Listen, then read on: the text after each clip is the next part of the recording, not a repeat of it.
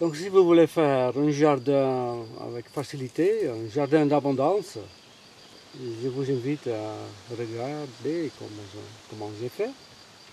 Sans labour, sans bêcher, sans tourner la terre, sans eau, sans fumier, sans engrais, sans enlever les mauvaises herbes, seulement planter et récolter. Vous allez voir. Donc je vais renouveler cette lit avec le bois que j'ai cherché dans la forêt. Le bois qui commence à pourrir. La moitié est déjà fait. Cette lit-là, c'est un ancien lit qui est descendu maintenant, que je vais renouveler. Je dégage d'abord la végétation. Je peux le faire à la main parce que la terre reste extrêmement souple. Après 10 ans, sans travail, sans bêcher, sans tourner la terre, il est toujours souple et plein de bois qui est devenu terre végétale. Les fourmis qui travaillent la terre aussi, qui mangent les tiges, les résidus de bois, qui font que la terre reste extrêmement souple et pleine de galeries, accessibles aux racines. Les galeries qui sont creusées. Ils ne sont pas dérangés du tout parce que la terre n'est pas labourée, ni tournée. Donc tout est galerie. Plein de vers qui mangent le bois, donc ils sont très contents. Même en plein été, ils sont actifs. Normalement, pendant l'été, les vers de terre, ils vont dans la terre. Ils vont faire un nœud pour évaporer le moins possible de leur humidité. Mais ici, ils travaillent même l'été parce qu'on a donné à manger et ça garde l'humidité, cette couverture végétale. Terre souple, pleine de nourriture.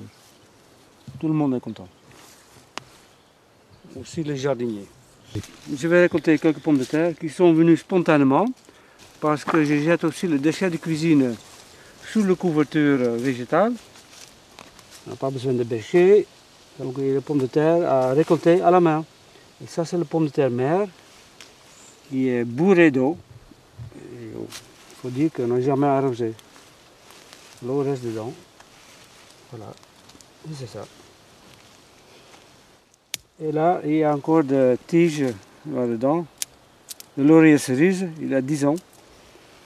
Mais je vais le remplacer parce que je veux que le lit est surhaussé. C'est le but.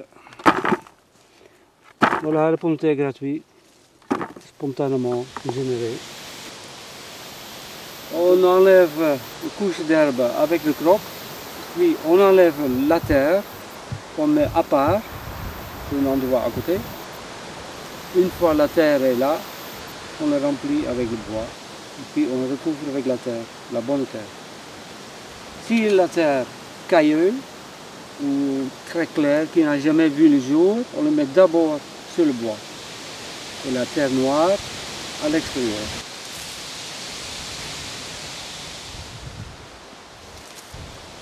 Normalement, la terre doit être à côté. Ici, il n'y a pas de place parce qu'il y a trop de tomates. Ils sont déjà grands. Donc, je les mets sur un seul but que je vais remettre tout à l'heure à la place définitive.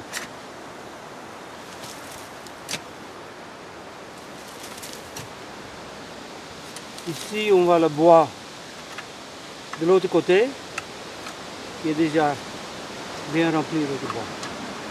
Il y a les haricots maintenant.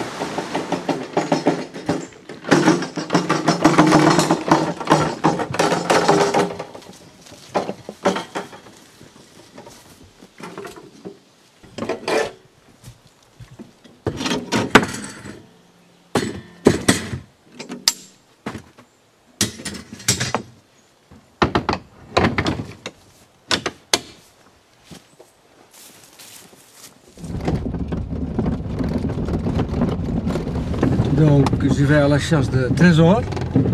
On trouve beaucoup de trésors ici dans la forêt. Et ces trésors, je vais l'enterrer.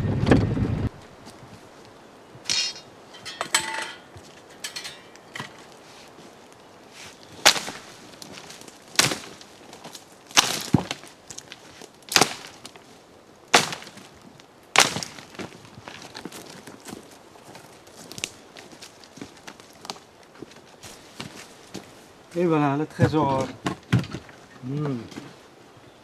Ça sent bien. Ça sent bon. C'est du bois mort, des branches mortes qui sont devenues épongeux. Donc c'est une capacité agrandie, multipliée pour garder l'humidité dans le sol. On voit bien que c'est comme une éponge, plein d'eau. Si ça reste souterrain, ça garde l'humidité.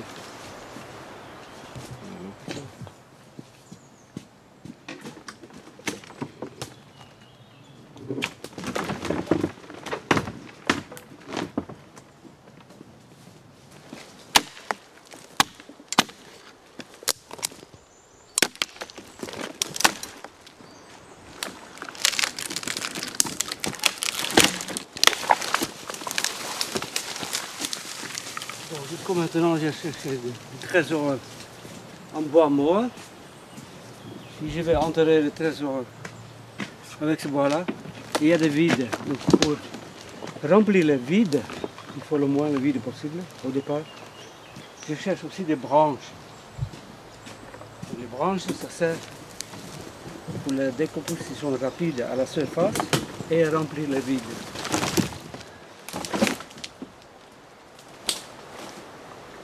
Et voilà, une marque pleine de l'or. Le trésor est trouvé dans la forêt.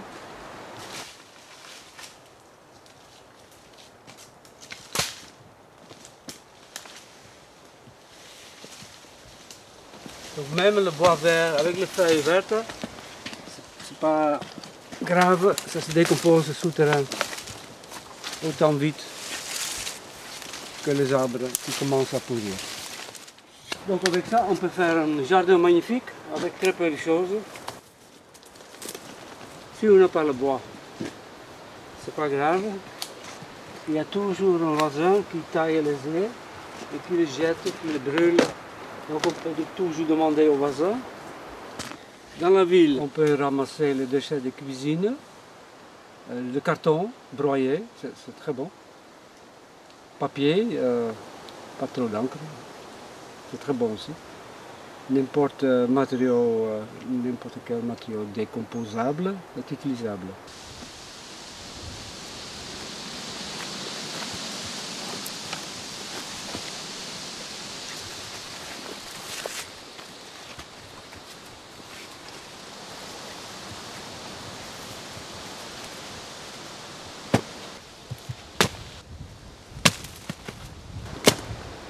Il ne faut pas qu'il y ait trop d'air dedans, entre les résidus de bois. On va le tasser à la masse. Et s'il y a encore d'air, je vais prendre des tiges que je vais briser. Et sinon des résidus de tonte, de l'herbe, des écorches, de bois broyé. Bon, ça reste toujours épongeux. Mais il y a suffisamment d'animaux dans la terre qui vont remonter la terre et le mélanger avec le résidu de bois. Et si les matériaux sont trop sèches, il faut arroser. Il ne faut pas de la matière sec là-dedans au départ.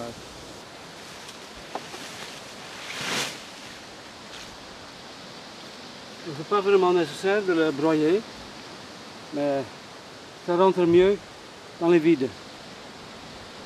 Entre le bois, c'est mieux du bois broyé. N'importe quel bois est bon. Hein. Le pin, sapin, ça c'est le laurier cerise, tout est bon.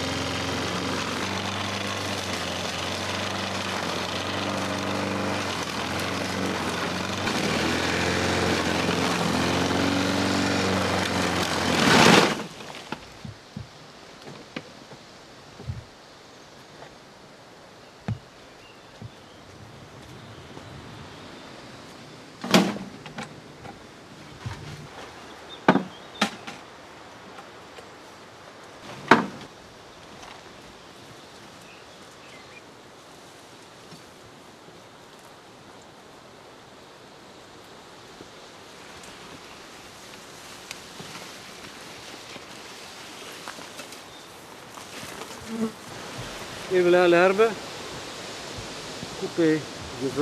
On peut mettre les feuilles entières sur une potence. Maintenant je vais mélanger ce que j'ai broyé tout à l'heure avec l'herbe.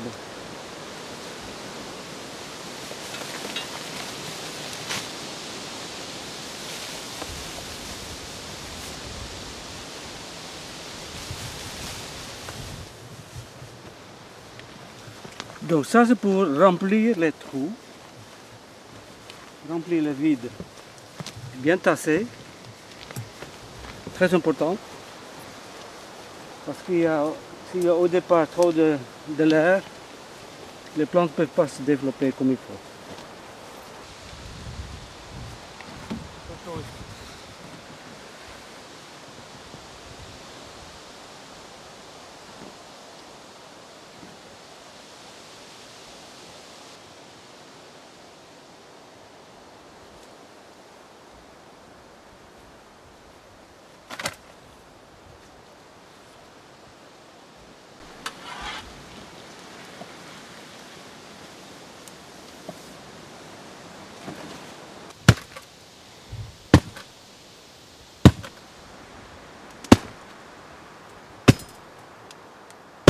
Donc je vais maintenant remettre la terre d'origine.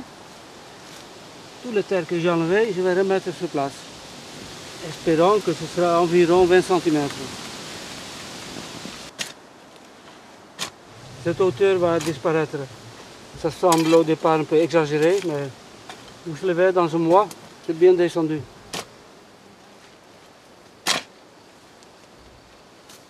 Donc si on a bien étalé et pris la forme désirée, on peut le couvrir. Ce n'est pas encore le cas, donc je vais continuer à modeler et après je prends la couche finale avec l'herbe tondue et les plantes et le bois tondu. Mais les branches broyées de pin et sapin sont autant bien. C'est pour protéger la terre contre le soleil, contre le dessèchement. C'est pour donner à manger aux vers de terre, aux autres insectes.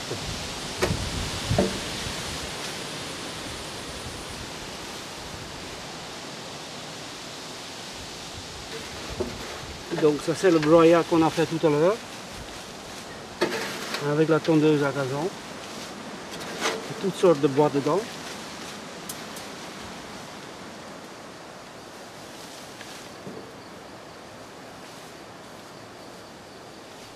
Donc je vais mettre même des aiguilles de sapin. 100% aiguilles de sapin. C'est très nourrissant.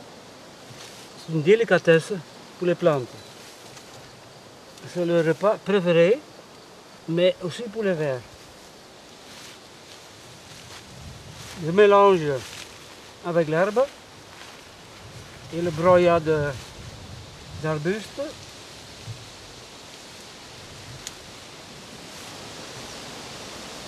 La paille est trop légère. Le soleil traverse la paille et le vent aussi. La terre peut toujours sécher. Et la paille ne donne pas assez de nourriture pour les vers. Ici, on a une composition idéale. Et non pas royale. Pour toute la vie microbienne.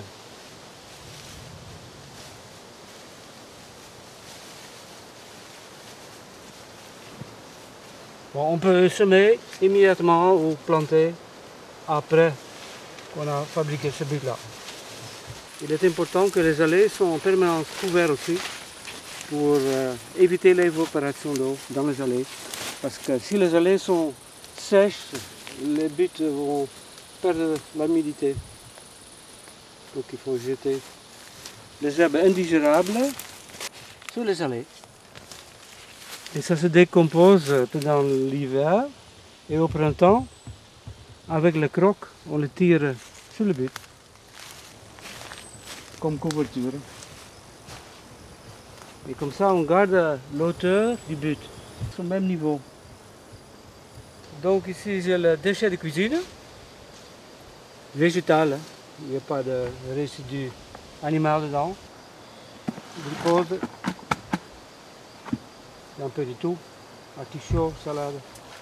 Et on couvre, on tasse bien, on couvre, et puis la décomposition se fait rapidement. Si vous voulez semer dans cette couche-là, vous allez le dégager et vous allez retrouver la terre. Et vous allez semer comme avant dans la terre et pas dans la couche. Donc on enlève comme ça.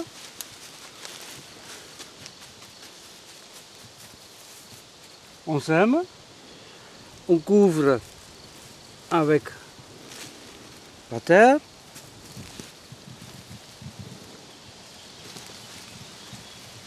Ça, on aplatit un peu. Et au moment que les plantes sont suffisamment grandes, par exemple c'est comme ça, on recouvre jusqu'au pied du plant. Comme ça. Mais pas avant.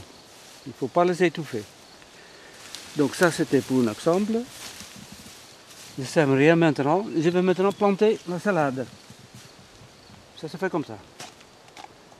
Donc en plantant dans cette couche, cette couverture jusqu'à la terre, un peu plus profond, on touche la terre. On fait attention de ne pas couvrir. On fait un peu entonnoir autour. Il ne faut pas couvrir la plantation. On couvre le sol, mais pas les plantes.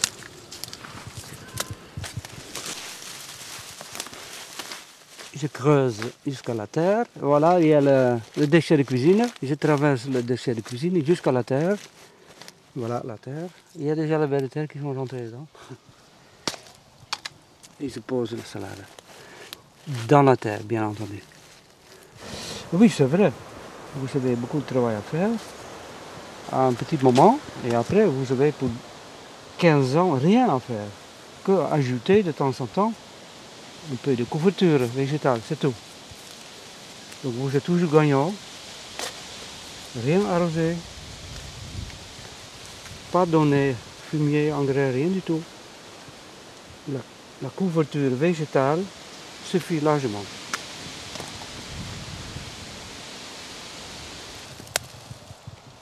Il y a le verre, regarde là. Ici il y a 30 cm. Les aiguilles de sapin.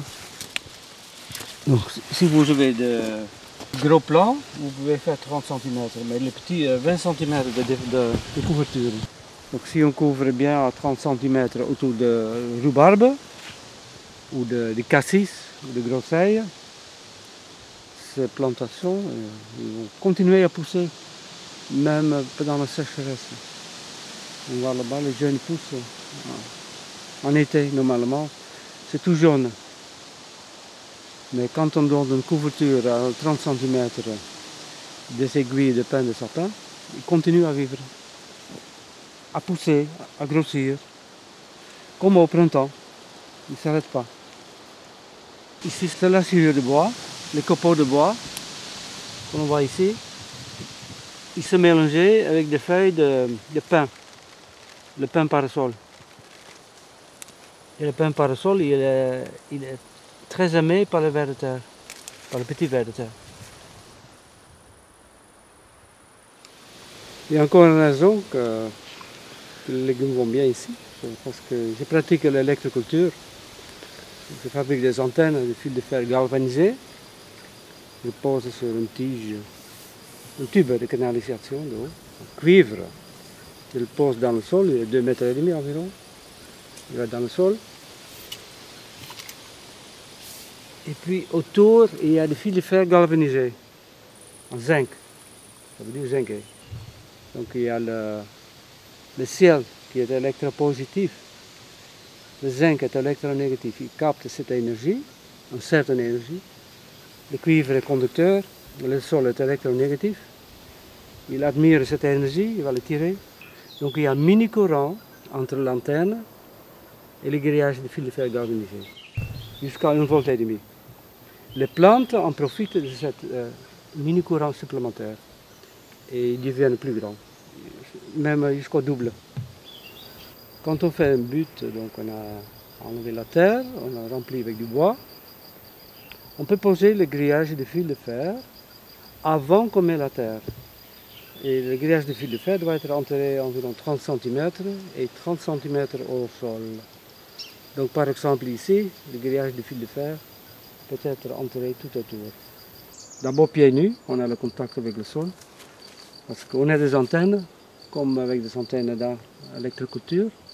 On reçoit l'énergie, on donne à la terre, mais il y a aussi une énergie qui vient de la terre à travers nous. Donc c'est tout un échange très important pour les jardiniers pieds nus. Si tout le monde pouvait le faire.